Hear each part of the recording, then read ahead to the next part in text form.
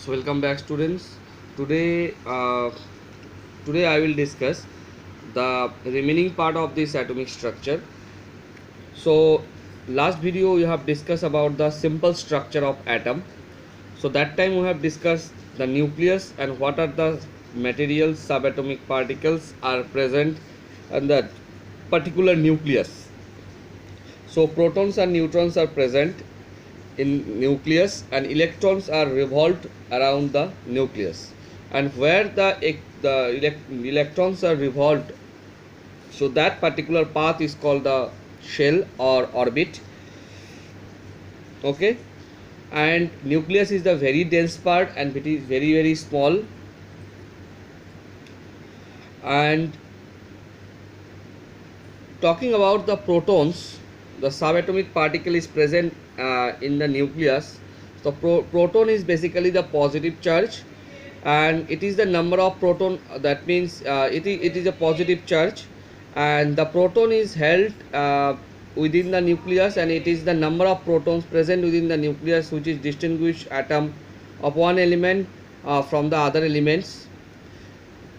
In case of protons, it is symbolized by the symbol that is P plus, and the charge that is plus 1 unit, and the mass of this particle that is 1. Talking about the neutrons, neutrons are the negative, it is a neutral charge, it has no charge, that means neutral means it has no charge, and the symbol that is represented by the neutron, that is N, and the mass is quite similar with the protons. Talking about the electrons, electrons are the very negatively charged particle, and the mass that is very negligible, and the mass of one electron is 1 upon 1837 times of the mass of one hydrogen atom, and it is represented by the E minus symbol. So this all about the symbol, charge and the mass of the atomic particles. So the particles are electrons, protons and neutrons, their symbol and charge and their corresponding mass. So now the question is, how electrons are arranged around the nucleus.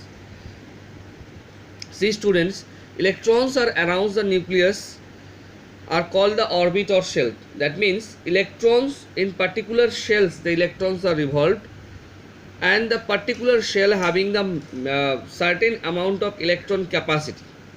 Means this shell can be denoted by that 2, 3 or more number, that is n is equal to 1, n is equal to 2, n is equal to 3 and n is equal to 4, this way. So the n is equal to 1, that is the very close to the nucleus, that is K, and n is equal to 2, that is L, n is equal to 3, that is M. And the K shell can orbit the maximum 2 electrons by the one rules, that is 2n square rules. So in higher class, that is 8th class, you learn these things, 2n square rule. By this 2n square rule, the electrons can occupy in the K shell, that is 2, and the L shell, that is the second orbit, that is the 8, and the third orbit, that is 18. So this way electron can occupy the maximum electrons. That means this is the maximum electron, that 2, 8, 18. This is the maximum electron can occupy one electron in the their corresponding shell. Means n is equal to 1 can occupy the 2 electrons maximum, n is equal to 2 the maximum 8, n is equal to 3 that is the third orbit, that is 18. So this way the n is equal to 4 is there, that is the 32. So this way. Okay. Now coming to the point, why the elements react chemically to form a compound. Why the elements react chemically to form a compound? Basically the noble gases. Noble gases means such are the elements are very unreactive in nature. They are not reactive so much. Okay, like helium, neon, argon, krypton, xenon, radon. So among us these elements, helium is an exception, which has the 2 electron in its only one shell. Okay, but remaining the other elements, the more than 2 electron is present. So and the remaining electrons mean neon, argon, krypton, xenon, radon, every elements having the 8 electron in their outermost shell. Only the exception, that is the helium. So for helium, so it is stable, and the other noble gases, the 8 electron is stable. From this point of view, when know these things, that means from these 2 electrons and from these 8 electrons, we can conclude the another term, that is the for the stability for the other atoms, try to maintain the 2 electrons and the 8 electron in the outermost shell. So the element who try to maintain the 2 electron in their outermost shell, that is also make stable, and the 8 electrons, the elements who want to make the 8 electron in their outermost shell, that is also stable. So the hydrogen, the only 1 electron is present in their outermost shell, and so hydrogen want to try the 2 electrons in their outermost shell, and the remaining electron try to take the 8 electron in their outermost shell. Okay, so this 2 electron in the outermost shell called the duplet rule, and the 8 electron in their outermost shell, that is called the octet rule. Okay, so in case of sodium, in case of chlorine, how many proton is present? That is, proton is 11, electron is also 11. In case of neutral atom, the first shell 2, second shell 8, and the third shell, that is 1. So like the chlorine, atomic number, the atomic number, how many atomic number is present? Atomic number is called the number of protons and the number of electrons in case of neutral atom. In case of neutral atom means there is no charge or cation or anion, only the atom, simple atom. So in case of first shell, that is 2, second shell 8, and the third shell, that is 7 in case of neutral atom. So the atomic number is directly correspond to the proton number, and it directly corresponds to the electrons in case of neutral atom. Okay, now talking about the valency. So valency is the number of electrons donated or accepted of electrons. It means for the formations of the compound, how many electrons has been gained and how many electrons has been released, that is called the valency.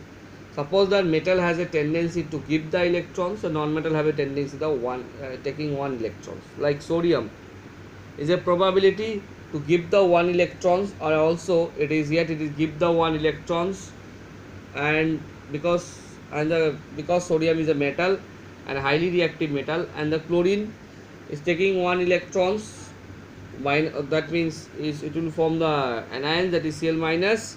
So in this case, chlorine taking 1 electron, that's why valency of chlorine 1, and sodium is given the 1 electron, that's why sodium valency is also 1. So for the compound formation, how many electrons is give or take, so that is actually denoted the valency. Okay, from the symbol or formula, we can conclude the monovalence, the valency also, like the hydrogen. So in case of hydrogen, the H plus is there.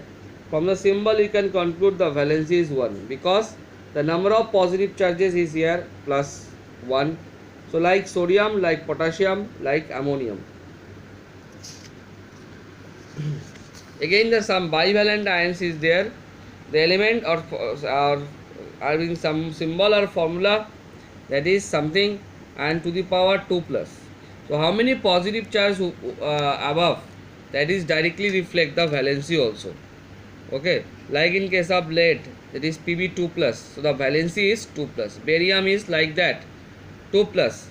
Zinc is also the same thing, 2 plus. Calcium 2 plus, magnesium 2 plus. Every element is having the 2 plus charge. So that means the valency here, that is 2.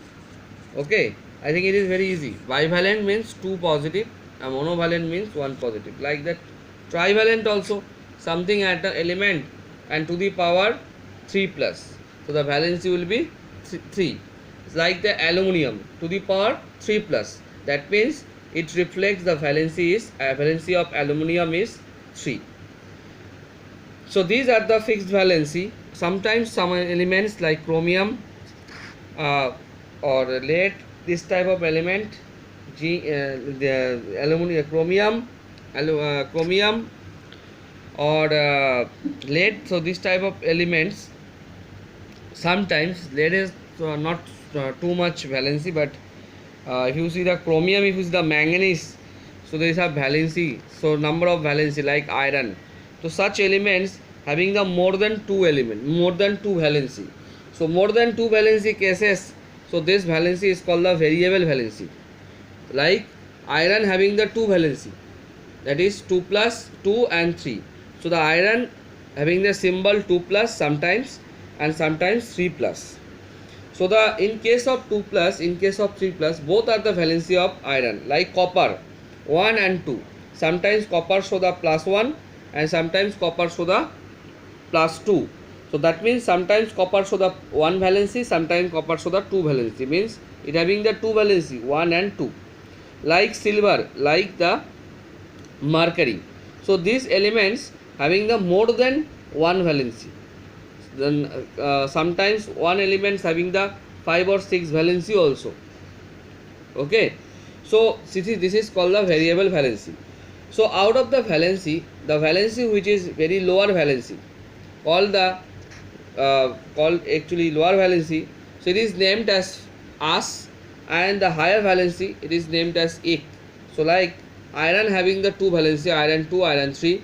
Out of these two, the 2 is very lower, so that's why it will call the ferrous As, and the 3 that is higher valency, that will be the Ik. So this is the thing. Like cuprous, cupric. So 1 and 2. So which one is lower? 1. So that's why it will be cuprous. Like argentus, argentic. Argentic means higher valency. So you have to first conclude that how many valencies of silver is there. 1 and 2.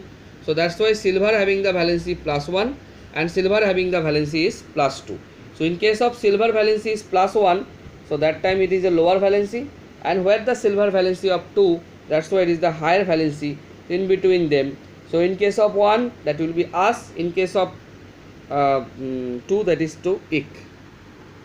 Okay, so these are the things, that is metals with some variable valence. Okay, so next video I will discuss the remaining part. Thank you.